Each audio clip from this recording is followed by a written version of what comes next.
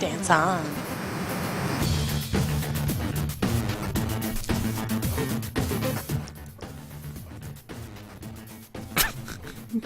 At least you dance to the fake music that you don't hear. Welcome everybody to the Regulars! Yeah! Your weekly show of fun and stupidity talking about one of the greatest shows ever! We're both fun and stupid. Yes. I don't know which one am I. We're talking about Seinfeld tonight, clearly. No, we're talking about Game of Thrones. So we're talking about episode 6 tonight. Yeah! Blood of my blood. So yeah, that was pretty cool. Uh, Top down, or what are we doing this time? You moved again. Now you're really... God damn it, woman. Am I good? Am I good? No, it's just... Yeah, now you're good. Now you're good. We had to change it in screen. It's fine. Okay, so... spoiler free. What do you think of the episode? I thought that it was really good. Because, and everyone's like, nothing happened in this episode, but this episode laid some groundwork, and like I pulled some super awesome things out of the episode that made me really excited for the rest of the season. Yeah. And which direction they're going in. So spoiler free, I thought it was good. Nothing epic happened, but some minorly epic things. Information. When you say they dropped some magic. When you epic say information. When you say nothing epic happened, you means nobody dies for the first time in the season, right? Yeah, nobody died. Yeah, so nobody. Yeah, no, I agree. It was a good, solid episode. There was nothing shocking, nothing big. But you know what? It's okay because we don't need an episode where somebody dies and it's shocking every time. Right. We don't need that. So it was really nice to kind of pump the brakes and get a lot of information and push certain plots along. So, yeah. We're going top down because the best thing happened up above the wall. Fucking bitch tits McReed is just running around the forest with Worgen Bran going, whoa. Worgen Bran.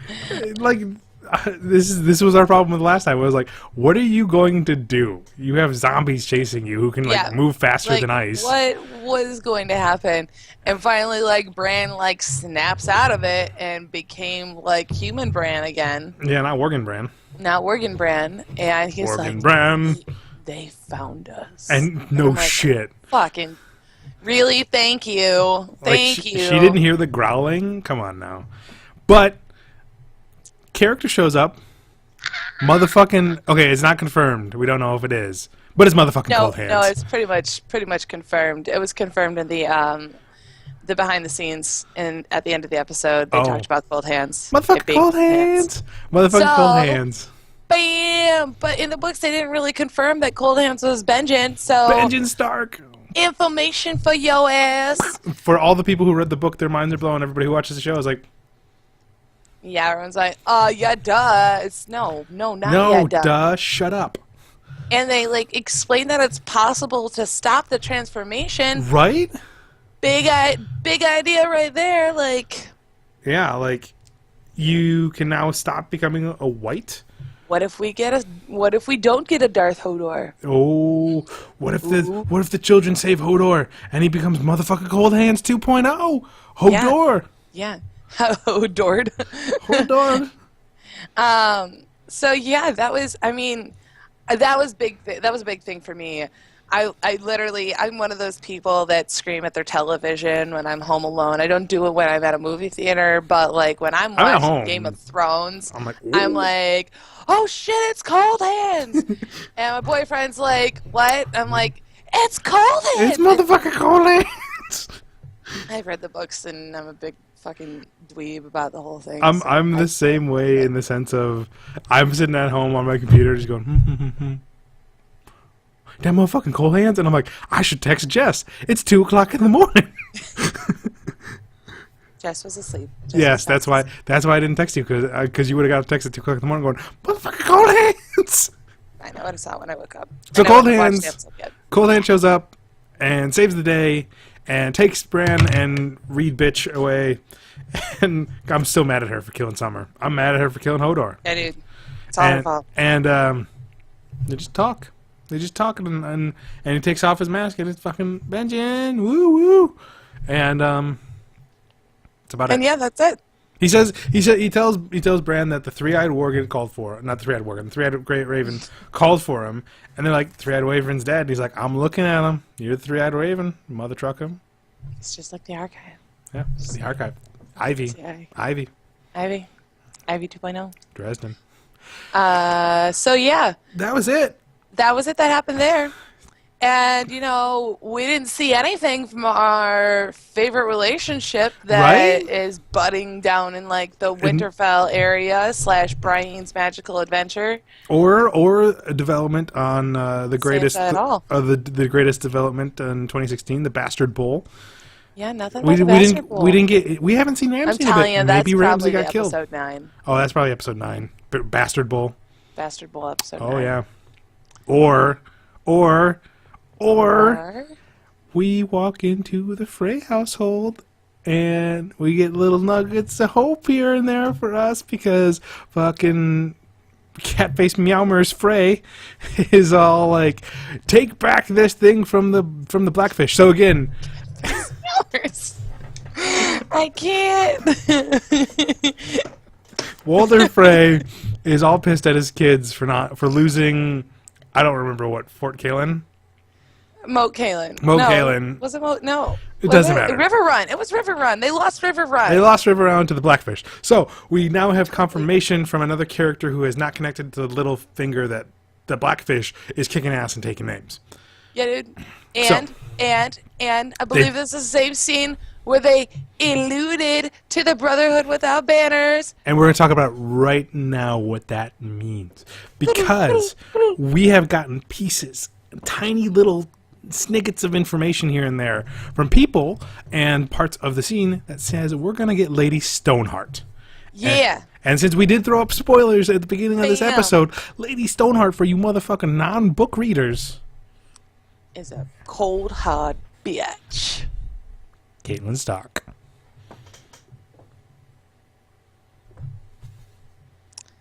Just saying. I think it's going to happen. And that was another thing that I started screaming about on my television screen. I said, why am I talking like that? I just literally said, I was like, it's the Brotherhood without banners. And again, Daryl says, what?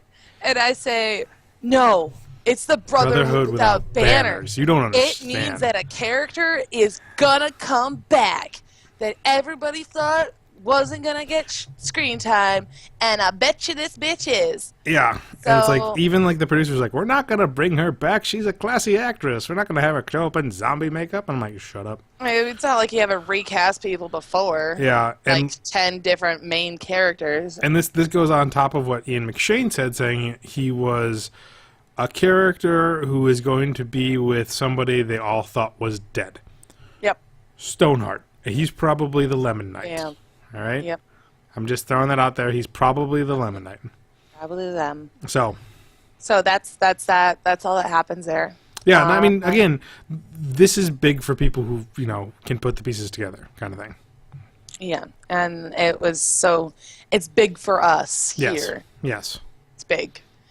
And this is why this episode was not boring.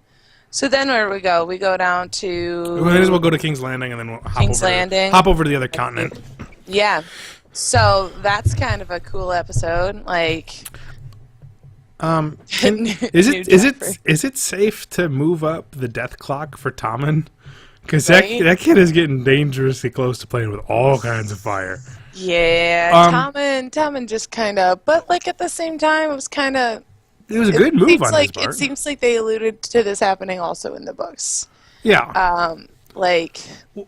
Him being closer to Baelor the Blessed, and getting really tight in with the High Sparrow. The High Sparrow. And so, like, that was something that was really interesting. And I liked the way that they did the episode because Tommen came in and was talking to the High Sparrow, and he's like, do you want to see Marjorie? And he's like, do I? Do I? And then she's totally different. Yeah, okay, question. The last time we saw Marjorie, she was all, like, talking to her brother about... And saying we've got to do whatever we can. So I read this as a big play. Did you read it as a big play, or did you believe it? No, and that was what I was struggling with through it, because I'm like, is she playing Tommen? Is she? I think she's playing Tommen and the Sparrow to get back without the Walk of Shame, Right. to dismantle the High Sparrow with his own game. Mm-hmm. Which is interesting because that's her playing the Game of Thrones better than the old-timey people, you know? Right. No one's that's thought about fighting the threat from within, you know?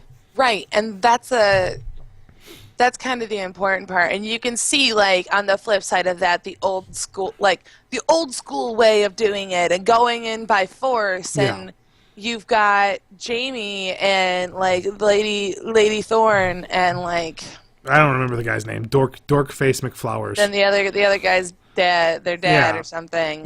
Which I love how he kind of looked badass, but they still made him look like a total dork. Still looked like a dweeb. Yeah. Yeah. And they're like, we're gonna do this, and then It all falls apart. they're like, nope.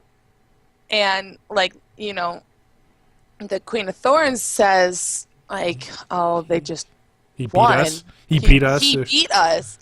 But he doesn't realize, like, nobody had been talking to Marjorie. She had to figure it out herself. Yeah, like Marjorie. She had to figure a way out of this mess herself because she didn't know. Yeah, she didn't And, know. like, who knows whether or not, like... But they also didn't, like, show any emotion on her face when she's just standing up there waiting and everybody's coming out. So it's like she's playing that calm, cool, collected. And then the results of that, and, like, this part actually, like, threw me kind of for, like, a weird loop, was Jamie getting stripped of his cloak. Yeah, which he did in the book, didn't he? He got kicked out. I don't remember. I know he got kicked out, but the important thing is it has him back on track with where he is in the books. He's now going to the Riverlands. Right. Which I almost expected that to go in a different direction. I thought that he was going to send him to the Lannister land and have Cersei go with, and that would be Marjorie's way of getting The power. Cersei out of the way. Yeah. All the power. And I thought that was the direction they were going, so I was literally on the edge of my seat, except for I was sitting in my bed, so I was, like, in the middle of my bed because that's too much commitment to get to the end of the bed. And I was like, what are they going to do? Oh, he's going to the Riverlands. Perfect. Don't hard. I was super excited. Yeah, don't hurt. Don't. Don't hard. I was actually, because I was an idiot and wasn't really paying attention or equating back to the books. When he got stripped of his cloak, I was like, oh shit, is he going to go to the Brotherhood? I mean, not the Brotherhood, the Wall? Is he going to go to the Wall? Shit. But that was about it. It was a good play by the Sparrow kind of thing of showing how he has more power, and again, the old way is not working anymore, and Marjorie knows that. Right. Last place in Westeros is Sam and Tilly, Gilly, and Little Sam. And Gilly, which we find out that there's another Valyrian steel blade. Woo! Big deal. Owned by his dickhead dad. Not anymore. Okay, were you okay? But when you were watching this, were you not really worried for Gilly and Little Sam the whole time? The whole time, and I'm like, what's she gonna do? I'm like, Gilly's gonna. Because it was a really good tense dinner scene. It was great, you know. And you're right, Gilly was gonna tell the truth. And she did. She doesn't not tell the truth, and so. Like, that whole scene, like, played out, like, really well. And, like, you really saw the dynamic of Sam's household and, like, what forced him into the Night's Watch. And his dad's sitting there calling him a fat fuck. And, like, his mom's being a mom. And, like, you know, that was really nice. And it was nice watching, like, his mom and his sister, like, embrace Gilly into. And, like, you think, like, maybe it's actually going to be okay. Or maybe he's going to, like, do terrible things to them as soon as Sam's gone. Because what's Sam gonna do? And, like, they even get to the point where Sam leaves, and he's like, "Nah, not doing this. We're going." Sam is again a stand-up guy. Shows up and says, "We're better together than we are apart. Grab your shit, let's go." And the biggest balls. And also, we're taking the sword that my dad said I'll never have. The biggest balls Sam has is taking the fucking Valyrian. What is it called? Like a heart. Something fucking stupid. Heart. Anyways, but, like, and I'm like, yeah, dude, you take that shit. There's White Walkers on the way. Like, he's gonna wreck house, man. and Just wait. At the end of this, wondering he's what the gonna be repercussions Sam Tully, the for White this. Killer. That's what is gonna be Right. his name. Gonna go. He's gonna be Sam Tully, the White Killer, because he's gonna murder more White Walkers than anybody else. But it like shows the naiveness of the people down in the Summerlands Yeah. and how they like, you know, the White Walkers are something that's like so Story. natural and understandable to us now as the viewer, and it's believable for people who are northern born Yeah. and people of the Night's Watch. But like It's you get down into the Riverlands and they're like, what's a not white? gonna Nah. happen. Again, it's That's a story. Like his it's brother part of the said. problem with like But I- you have all these multiple stories going on, but honestly, the whole Seven Kingdoms doesn't really fucking matter. doesn't really Like matter. we care about what's happening up at the wall and what's happening with Danny, because Danny has fucking dragons who will burn those truckers Right. down. Right. And so that's where That's we're at. that's Westeros. That's Westeros. Hopping over to Essos. Do you want to start with Danny or Ari? Uh, let's start with Ari. Really, I was gonna leave Ari for last because I liked where it was going. We'll do Danny then. Because Danny was really short, sweet, to the point, leading her Khalasar. Yep, she's just going across that grass sea, and then like her spidey senses are like, Tingling. there's a dragon over there. And I'm go is she talk to going him. back to Marine? Well, that's why it was kind of like unclear. Implied?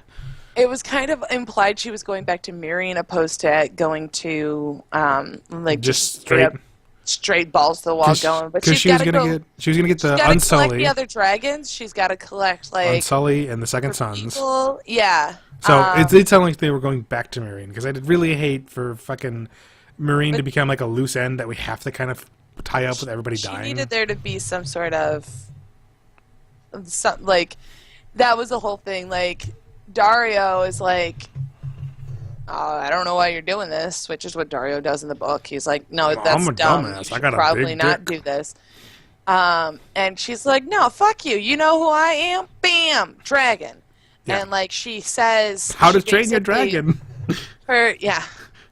And like so another thing that they touched in like the behind the scenes thing is that so much of the speech that she gave echoes the one that Drogo gave to his Khalasar when he promised to take them across the sea and everything like that, and like rallied, like got his Khalasar to actually be okay with getting on some boats. Yeah. And so much of that echoed it, and it was like, I'm like, oh, I didn't notice that. That's a really cool thing to like notice. And it was all like, everyone was like super excited, and you're all my blood riders. Well, cool. Like, Cool. make everybody feel important. And then, like, she's going to go over to Miriam and be like, and these are also all of my blood people. And they're like, you can't just do that. So that'll be interesting to see where that goes and where she's going to get these ships. Yeah, because I'm not gonna lie. All right, Emilia Clarke, she's great. I was hoping she'd grow a lot, but that speech fell flat on a. I mean, what she was saying was good, and the dragon was good, but like her acting and like delivery was just shouting. There was no ramping, so it was a cool scene. Don't You know, get me it's wrong. got to be hard to ramp up your like In speech Dothraki. and whatnot in Dothraki, a No, language that and- doesn't actually really fucking exist. But, hey, they have said in multiple articles that they have come up with a full Dothraki language and they speak it all the time. Oh yeah, But I'm just saying, absolutely. But it's not like you study Dothraki in like high school. Like I you would do love French, to study Dothraki in high school, right? right? But I'm just saying, could have been better. Because it just Could have been better. Wasn't perfect. didn't matter. She was riding a fucking dragon. Didn't matter. She got the dragon. She rode the dragon willingly. Like it wasn't like an Like, urgent it ain't thing. no thing. Like Drogon wasn't saving her life. She just like walked up and be all like, "Bro, let's go for a ride." And he's like, Yeah, "Got no. it, dude." I was actually wondering when she said, every call like picks 3 blood riders or whatever. I was like, is she gonna say she picks 2 and you gotta ride a dragon and it's gonna be like this big fucking game of who can ride a dragon, and then like Tyrion's gonna be like, check this shit out, Damn. But Who no, knows? it was cool because again, it sets up these pieces of everything we knew was gonna happen with her, and now we're just finally getting there. We didn't go to the Iron Islands, right? No, we just went straight to Ari and that was it. Okay. We didn't talk about the Iron Islands in the last episode, did we? No, we talked about the King's Moot. Did we? I Yeah. don't remember. King's Moot was really Again, washed that over. was one of those things that all glazed right over it with the Hodor thing. Yeah. Anyways, So we're going to Ari, and Ari's storyline's heating up, I love it. and you don't really know what's gonna happen. I love it. Like she goes and like she's watching more of this play. Which the play itself is great. I love seeing how like the people in the world are seeing the events play out, and like the lies and the bullshit and like the secondhand stuff that comes down, and like you're like, that's not how it works, but I'm getting Really it. how it went, but it's kind of funny. It's kind of funny, yeah. And like she's like watching this lady, and she's got like this heartfelt like scene with Joffrey and her son, and like Ari like runs backstage to poison her wine or her rum or whatever, and like gets caught on the way out by the actress, and like she thinks that just Ari's like the super fan, which she kind of is. She kind of is, yeah. Like it's a part. It started off as a job, but you can tell that she's actually like enjoying it. And like you see like Ari like freeze, and then make the decision to continue talking to this woman, and then when she starts to get too close, Ari's like, "Gotta go, bye." Gotta go by. And like runs off, and then like the lady's sitting there and drinking, like about to drink her drink, and Ari like, "Just kidding," smash, and like You better watch out for breaks her. the contract Just broke it. because Jakin Nagar said, or the faceless man, not Jakin, said like, "You do this or somebody dies." Yeah.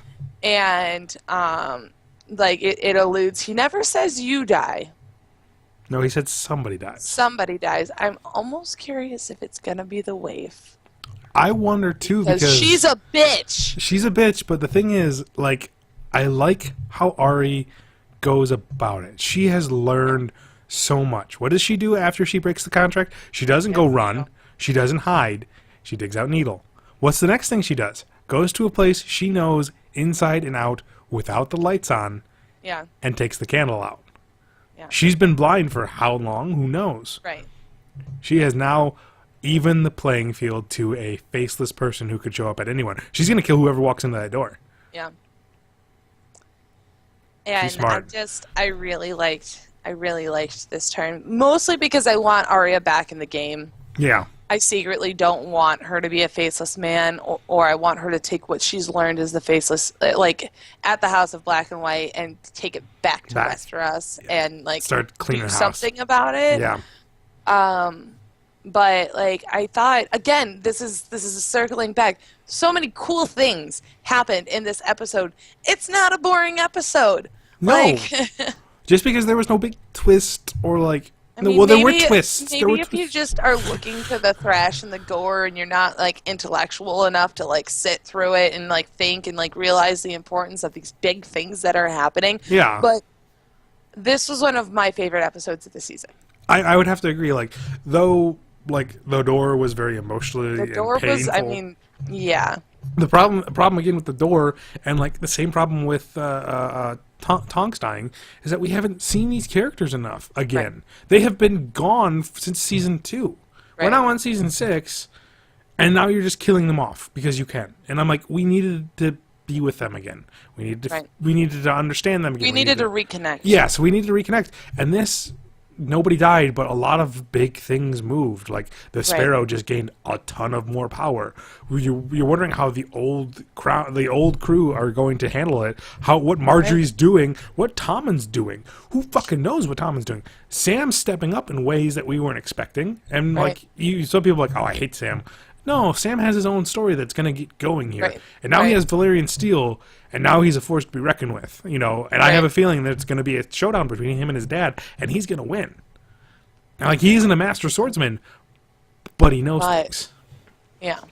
And, like, yeah, it was a good episode. And Arya, I loved it. I was rewatching the scene before we started of Miss Crow. Was it Miss Crow? Miss Crane? Crane. Yeah. It's definitely Crane. Ooh. With her, and it was really good scene. So, with that, I agree. This is a great episode. We're gonna bow out. Thanks for watching. Hashtag not a shitty episode. Hashtag better than After the Thrones. Hashtag better than After the Thrones. Hashtag Stargarian. We're out. We out. Is that a baby or is that Jonesy? It's baby. Oh. Is he gonna be okay? Is he ready?